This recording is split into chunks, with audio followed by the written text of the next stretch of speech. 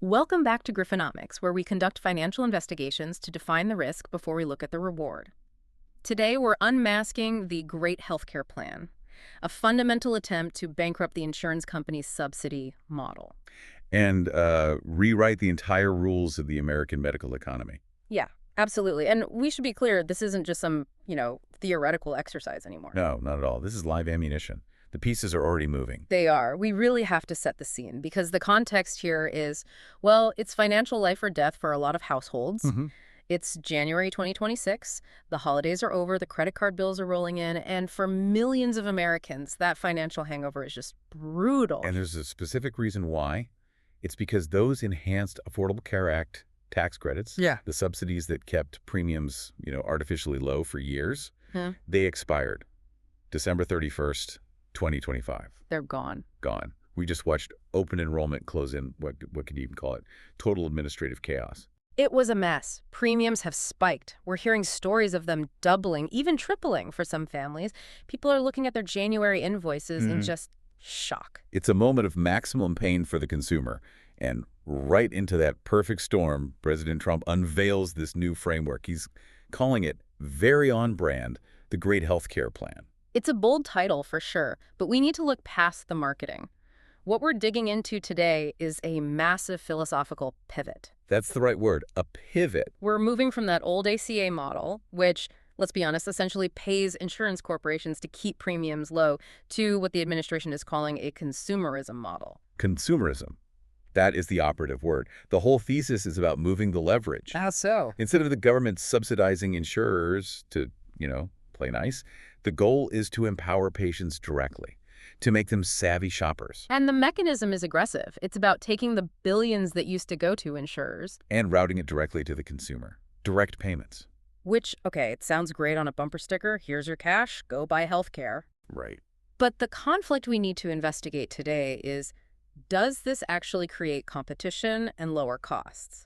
Or does it trigger what actuarial experts are calling a catastrophic death spiral for the whole marketplace? That is the core risk. So let's follow the money. Pillar number one, this direct-to-patient pivot.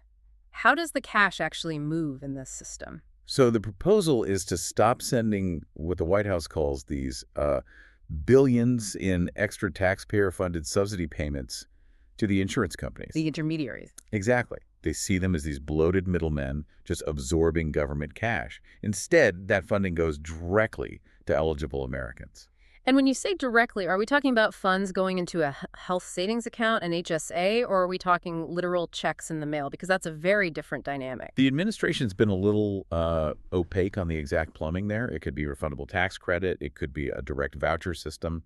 But the intent is clear. And we have to talk about the architect here. Dr. Mehmet Oz is now the CMS administrator. Yes, running the Centers for Medicare and Medicaid Services. He is the one building the logic for all of this. Dr. Oz at CMS is a headline in itself, but he's a heart surgeon, not really an economist. What's his specific argument for bypassing the insurance companies? His argument is all about incentives, purely. Yeah. He claims the current model, where we pay insurers directly, it creates zero incentive for them to ever lower costs. Right. I mean, think about it. If the government just cuts a check to United Health to cover the gap between what I pay and the sticker price, Why would they ever lower that price? it's a guaranteed revenue stream. If they raise the price, the subsidy just gets bigger to fill the hole. Precisely.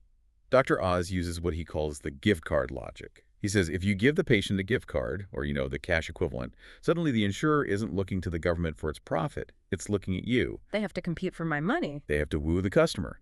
You become the customer again, not the government. If you have the cash, you can, at least in theory, walk away if the price is too high. Theoretically.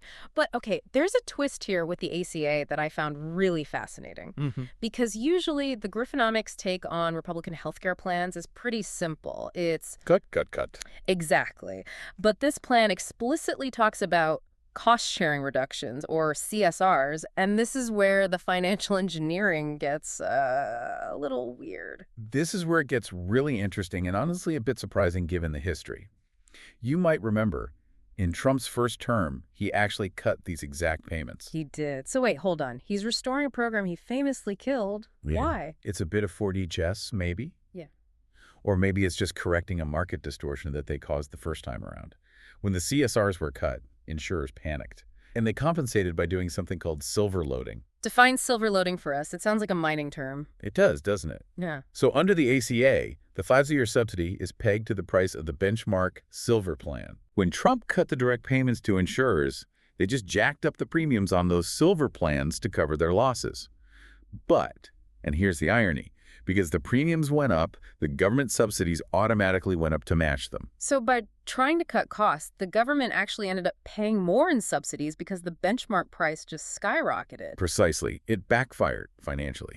So now, the White House claims that by restoring these direct CSR payments, they can deflate those artificially high premiums. And what's the estimate on that? The CBO, the Congressional Budget Office, they estimate this move alone could reduce premiums on silver plans by about 10 to 15%. So it's a way to claim an affordability win without technically expanding Obamacare. It's just unwinding a previous glitch to lower the sticker price. Correct. And according to their math, it saves taxpayers about $36 billion just by removing that silver loading inflation. It's a technical fix with a huge political upside. Okay, that's the insurance side. But let's talk about the pharmacy counter, which hits people's wallets just as hard. Pillar 2. Slashing drug prices, and this new platform, TrumperX. This is a major piece, and it's much easier for the public to grasp. The core mechanism is something called Most Favored Nation pricing, MFN. Which basically means we refuse to be the sucker paying full retail while Europe pays pennies for the same pill. In essence, yeah. It ties U.S. drug costs to the lowest prices paid by other developed nations, Germany, France, Japan. Now, usually Big Pharma fights this tooth and nail. They have armies of lobbyists to stop MFN. They say it kills R&D. It does. But the president claims he's already secured 16 voluntary deals. How? I mean, pharma doesn't just volunteer to lose margin. Leverage. Specifically the threat of tariffs. The administration basically told foreign pharmaceutical companies, play ball on pricing or pay up at the border. It's brute force negotiation. The art of the deal for insulin. So tell me about TrumperX.gov. Is this just Amazon Pharmacy with a government logo on it? It's a direct-to-consumer cash platform. The promise is huge price cuts, 300 to 500% on some drugs compared to the list price. But the real headline grabber, and Dr. Oz is very specific here, is the fat shot. The fat shot. I assume we're talking about the GLP-1s, Ozempic, Wegovy. Exactly, the weight loss drugs. Right now, those can run you $1,200 a month out of pocket if your insurance says no, which many do. The goal here is to get that cost down to $250. That's a massive drop. Or even a $50 copay for Medicare recipients. From $1,200 down to $50, the demand at that price would be nearly infinite. What's the economic justification for the government essentially subsidizing weight loss? The logic is all preventative. It's a financial strategy.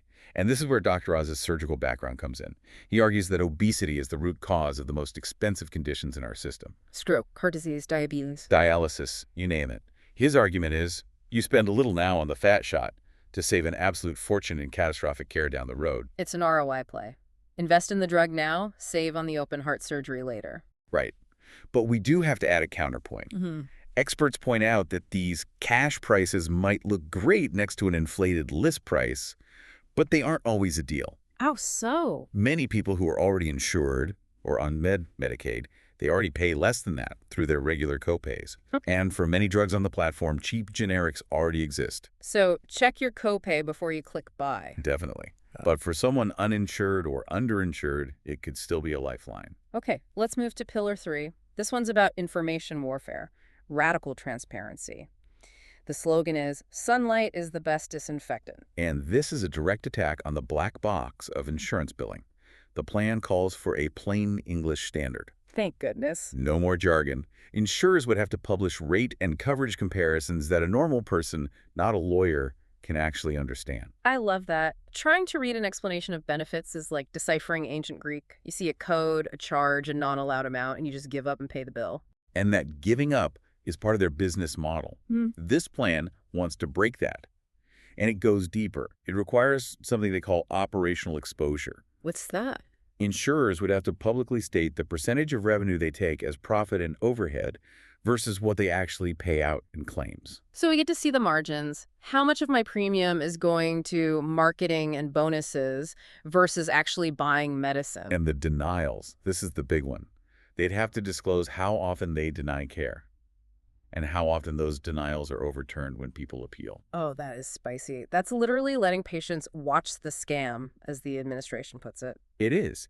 If an insurer denies 40% of claims, but then loses 90% of the appeals, that proves they're just denying claims to manage their cash flow. Right. It provides reputational ammunition. But I do have to add some expert nuance here. The ACA already has something called the medical loss ratio, or MLR. I remember getting those checks a few years back. Exactly. It already caps profits and overhead at 15 to 20%. So financially, a cap exists. This new transparency is good, but it might be more about public shaming than a new financial regulation. Public shaming can move a stock price, though. If a company is outed as the denial king, people might take their voucher elsewhere. It certainly arms that savvy shopper with quality data, not just price data. Okay, pillar 4.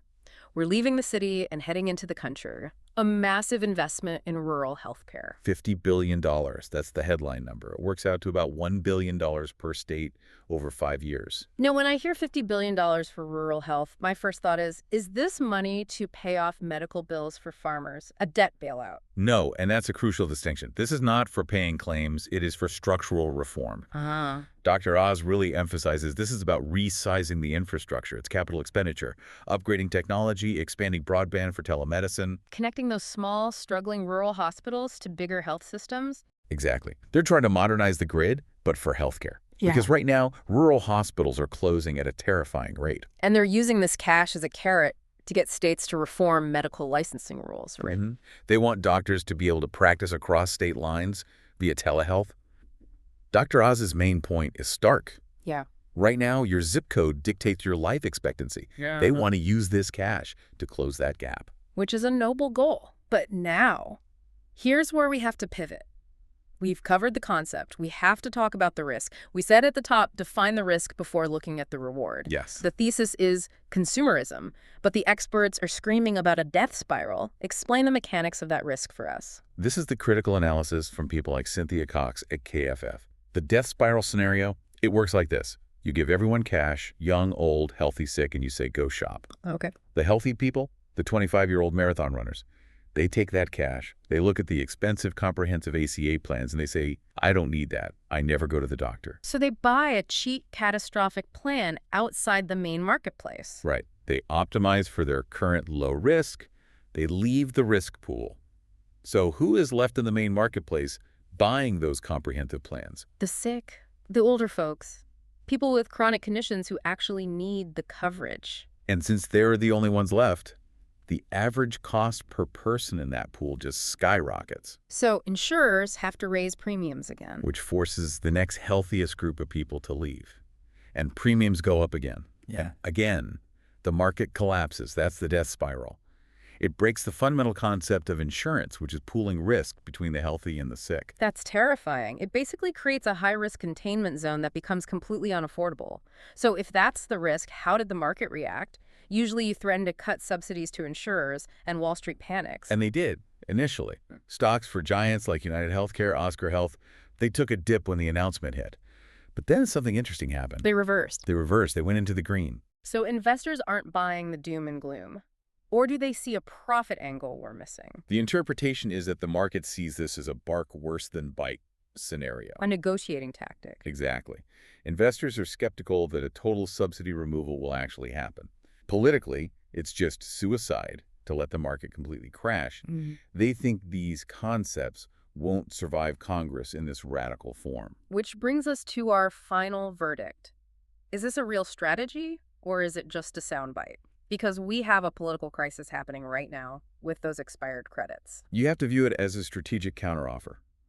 The Democrats want a clean, simple extension of the ACA subsidies. Their message is, just put the money back. Right. Trump's plan completely disrupts that momentum. It gives Republicans an affordability agenda to point to. They can say, we have a plan to lower costs without having to endorse Obamacare. It gives them a lane to drive in. But I want to go back to that consumerism idea one last time. There's a critique called the shopping fallacy I found really compelling. Yes, from the medical ethicist Art Kaplan. He challenges the very core of the plan. He asks, can patients really be savvy shoppers during a medical emergency? Right. If you're in a car accident, you're not pulling up Yelp or the Trump RX app in the ambulance to check hospital prices. Of course not. You don't shop for prices during a premature birth or a trauma. You go where the ambulance takes you. Kaplan argues that treating healthcare like buying a flat-screen TV is just fundamentally flawed. Because the demand is often involuntary and urgent. Exactly. Consumerism breaks down when urgency goes up. That is such a critical reality check. If you can't say no to the product, you aren't really a customer with leverage. So what does this all mean for the listener? It means we're in a period of high volatility. The plan is, as the sources say, light on details. It's heavy on ideological shift. A framework, not a bill. But it signals that the safety net of the last few years, those automatic subsidies, it's not guaranteed anymore. The government is trying to shift the risk from the state back to the individual. And that uncertainty is the risk we need to manage. We've unmasked the plan. Direct payments, drug price wars, shaming insurers, rebuilding rural tech. But whether it saves the system or spirals it, that's the gamble. It's a massive gamble. And as we always say here when we reach the bottom of the dive, risk defined, portfolio protected. Absolutely. Before we go, I want to leave you with one provocative thought to chew on. We talked about the fat shot. The government subsidizing weight loss to save money on heart attacks down the line. Right, and the financial logic seems pretty sound. But think about the precedent. If the government is willing to pay for your weight loss to save the system money, does that open the door for the government to mandate other lifestyle choices? Your diet, your exercise routine, in the name of financial savings. If they are paying for the outcome, do they get to control the input? Where does the savvy shopper end and the managed citizen begin? That is a very slippery slope. Thanks for diving in with us. This deep dive was custom built just for you. We'll see you on the next one. Take care.